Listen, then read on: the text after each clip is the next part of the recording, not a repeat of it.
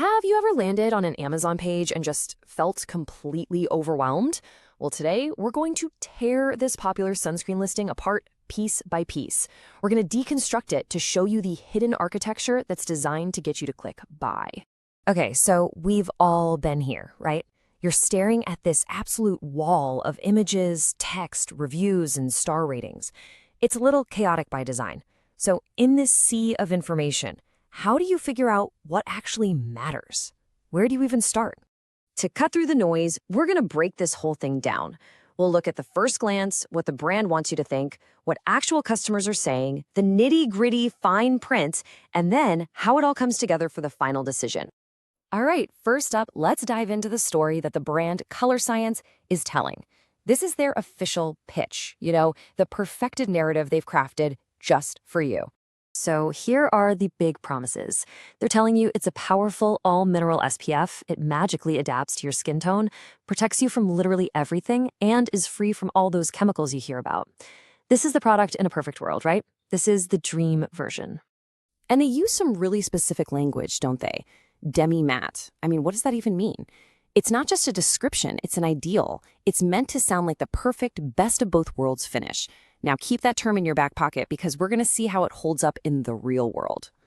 Now, this is a classic move, and it's all about psychology. By showing you that higher list price and then immediately slashing it, they're changing how you see the cost. It makes you feel like you're not just spending money, you're actually saving it. It feels like a smart deal, and that's super effective. And this is really clever. They're not just selling you one product. They're helping you choose the right product from their own lineup, of course. Notice how if you have oily skin, this chart points you right to the product we're looking at. It makes the decision feel personalized and, honestly, kind of obvious. Okay, so that was the brand's perfect, polished story. But what happens when that story gets out into the wild? Now we pivot to the raw, totally unfiltered voice of the people. This is where the marketing meets reality. Wow, okay, the very first thing that hits you is just the sheer number of people who've weighed in. We're not talking about a handful of reviews. This is over 7,600 people who felt strongly enough, one way or another, to come back and share their opinion. That number alone has so much power. And on the surface, it looks like a landslide victory. A 4.5-star average is fantastic. And look at that chart. A whopping 78% of people gave it a perfect 5-star score. So your first impression is, okay, this stuff must be amazing. And when you start reading the top reviews, they sound an awful lot like the brand's own ads, don't they? People are raving about how it's lightweight, how it magically blends in. It seems like the brand's promises are holding up. But then you scroll a little further, and you find reviews like this one. Suddenly, the entire story gets flipped on its head. This person says it's not dewy, it's matte, it's thick, it's orange.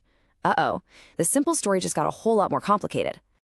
And here's where it gets really fascinating. Remember that super specific term, demi-matte?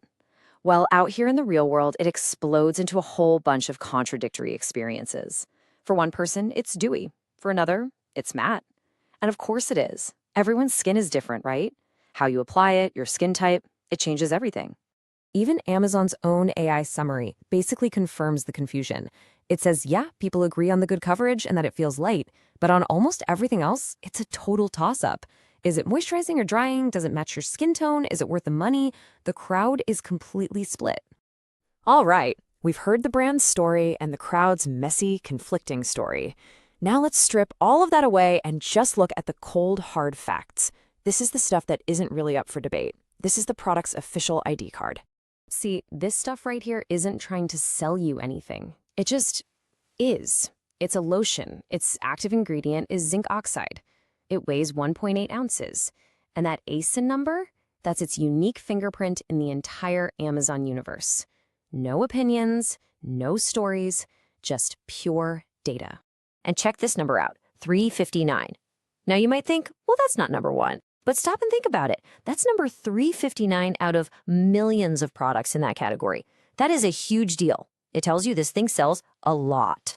And this is so important for how people shop today. It's not just about what's in the bottle, it's about what's not in it. This whole free-from checklist is like a badge of honor. And for health-conscious shoppers, this is a massive factual selling point. Okay, so we have the brand's perfect story. We have the crowd's chaotic, contradictory reality, and we have the cold, hard data. How in the world do you take all of that and actually decide whether to click Add to Cart? This is the dilemma every single one of us faces when we shop online. You're constantly juggling these three different sources of truth. Who do you believe? Do you trust the slick, beautiful marketing? Do you trust the thousands of strangers in the reviews? Or do you trust the boring but totally objective fine print? And really, that's what the whole page is designed to do. It gives you evidence to support all three arguments. The brand tells you what the product should be, the crowd tells you what it really is for a bunch of different people, and the data just tells you the raw facts. So in this massive digital marketplace, the big question is, which one do you trust the most? Because at the end of the day, that choice is all yours.